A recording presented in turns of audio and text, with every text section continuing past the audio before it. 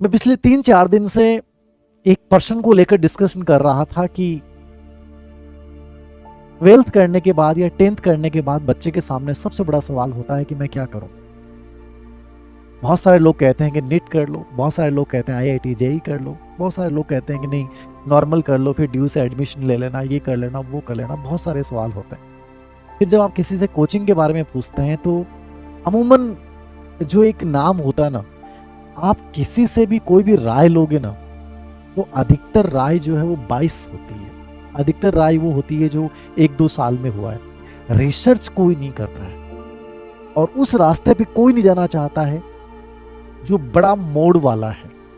मैं आपको ये कहना चाहूंगा कि चाहे जिंदगी में किसी कोचिंग इंस्टीट्यूट का चयन करना हो, जिंदगी में खुद के लिए कुछ चयन करना हो कि मुझे कैसे आगे बढ़ना है, तो इस रास्ते पे मत चलिए, ये गलत है। ये जो जा रहा ना सीधा का सीधा लीनियर, जिसपे आम जनता से आप पूछोगे कौन सी कोचिंग इंस्टीट्यूट बड़े, वो बढ़िया सर, चलो अपने भी चलो। क्यों चल रहे हैं अपन, क्यों जा रहा हूं मैं उस पे? इतने सारे लोग भाग रहे हैं तो क्या मैं भी उस भीड़ का हिस्सा बनूंगा? और मुझे उसी को क्यों चुनना चाहिए? ये सवाल कोई बच्चा अपने आप से नहीं पूछता, कोई पेरेंट्स अपने आप से नहीं पूछता, चाहे आप मैच्योर हो चुके हैं चाहे आप अनमेच्योर हैं। लेकिन हम हिस्सा है उस भीड़ का जो आज भी भावनाओं से भर के और चल रहे हैं। मैं चाहता हूं कि तुम अपना रास्ता चुनो ना, तो इस तरीके से चुनो। हाँ, इस रास्ते में भीड़ नहीं है। क्यों नहीं है भीड़ हमें पता है। इस रास्ते पे कठिनाइयां बहुत हैं। ये रास्ता काटने वाला है। यहां चले फिर मोड़ आ गया, यहां से मुड़े फिर मोड़ आ गया, यहां से चले फिर मोड़ आ गया, यहां चले फिर मोड़ आ गया। और ये करते करते लास्ट में लेकिन यहां जो ये सक्सेस अर्जित कर रहा ना, बड़ी गजब की होगी। ये तो एक ही खड्डे में जाके गिरेंगे सबके सब। मेरा कहने का मतलब इतना सा एक छोटी सी थीम्स है। घर पे बैठने से अच्छा है रास्ते पे चलो, और रास्ते पे उस रास्ते पे चलना जहां कुछ उतार चढ़ाव हो, वी हो। सफलता हमेशा वी पे निर्भर करती है। यहां कठिनाइयां आएंगी, धूल के गुब्बारे भी आएंगे, कंकड़ भी आएंगे, पत्थर भी आएंगे, लोग भी आपको डराने वाले आएंगे, साथ देने वाला भी कोई नहीं होगा। लेकिन मैं मानता हूं कि तुमने जब इस रास्ते को चुन लिया ना, अपने ऊपर विश्वास करके, कुछ तो हटके करके जाऊंगा। आप हटके भी करके जाओगे और बहुत बड़ी सक्सेस अर्जित करके जाओगे। ये आप किसी भी संदर्भ में ले सकते हो। समझ गए? सफलता हमेशा वी पे निर्भर करती है। ये कॉन्फ्लिक्ट, ये समस्याएं, ये तनाव, ये चिंताएं आएंगी, आपको नीचे भी जाना पड़ेगा।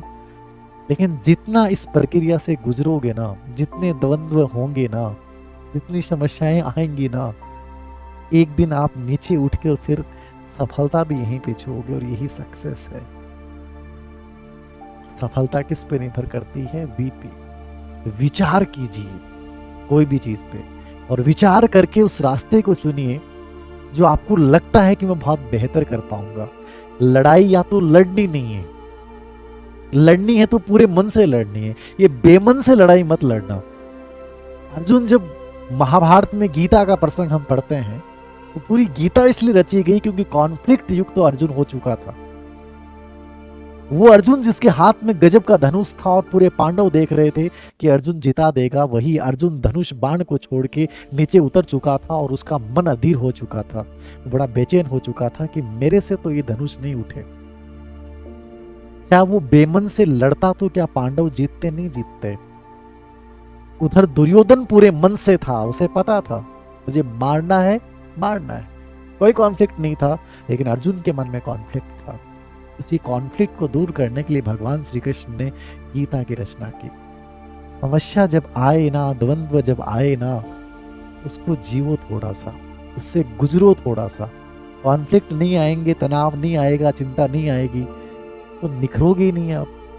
सोने को जितना तपाओगे उतना बेहतर निखर के आएगा। इसलिए ये सवाल तो कभी मेरे से मत पूछना आप कि सर हमारी लाइफ में प्रॉब्लम्स क्यों हैं, हमारी लाइफ में तनाव क्यों है।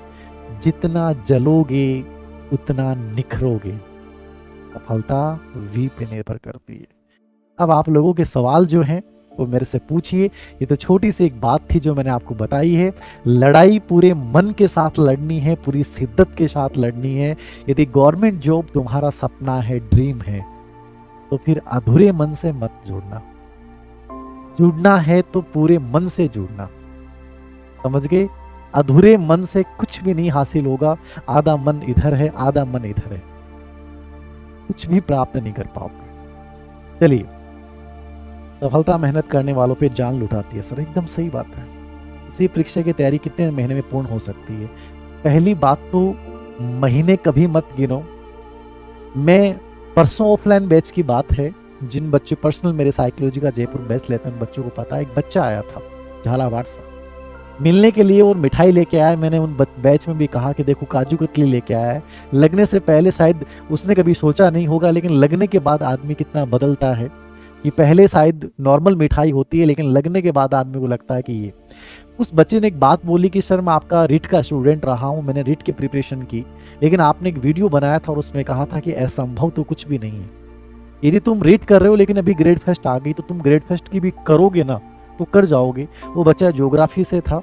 जिन बच्चे पर्सनल बैच में जुड़े उन बच्चों को सामने बात है, उसने 38 दिन प्रिपरेशन की थी ग्रेड फर्स्ट की, क्योंकि उसका साइकोलॉजी मेरे से पढ़ा हुआ था, तैयार था।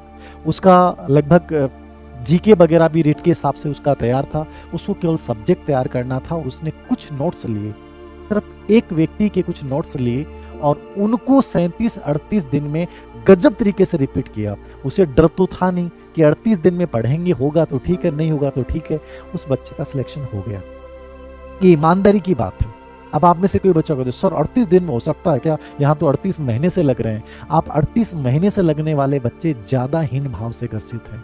उनका कॉन्फिडेंस ज्यादा जीरो है, उनके ऊपर उतना ही तनाव है, उनके ऊपर उतना ही सिलेक्शन का दबाव है। इसलिए किसी भी कंपटीशन की तैयारी करने के लिए मैं नहीं मानता कि कितने महीने चाहिए।